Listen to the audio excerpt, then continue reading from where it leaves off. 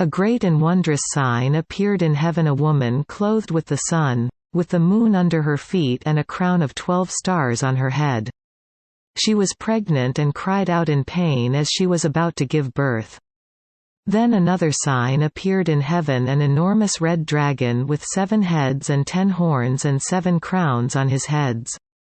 His tail swept a third of the stars out of the sky and flung them to the earth.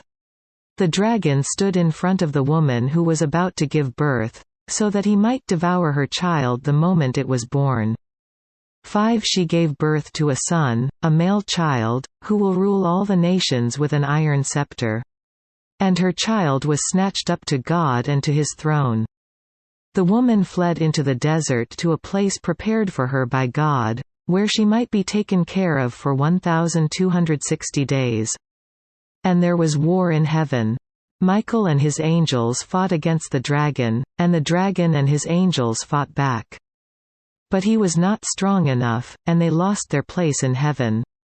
The great dragon was hurled down, that ancient serpent called the devil, or Satan, who leads the whole world astray.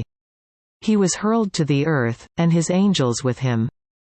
Then I heard a loud voice in heaven say, "Now have come the salvation and the power and the kingdom of our God, and the authority of his Christ. For the accuser of our brothers, who accuses them before our God day and night, has been hurled down. They overcame him by the blood of the Lamb and by the word of their testimony. They did not love their lives so much as to shrink from death. Therefore rejoice, you heavens and you who dwell in them. But woe to the earth and the sea, because the devil has gone down to you. He is filled with fury, because he knows that his time is short." When the dragon saw that he had been hurled to the earth, he pursued the woman who had given birth to the male child. The woman was given the 2 wings of a great eagle, so that she might fly to the place prepared for her in the desert, where she would be taken care of for a time, times and half a time, out of the serpent's reach. Then from his mouth the serpent spewed water like a river, to overtake the woman and sweep her away with the torrent.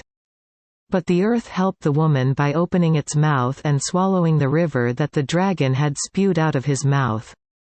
Then the dragon was enraged at the woman and went off to make war against the rest of her offspring, those who obey God's commandments and hold to the testimony of Jesus.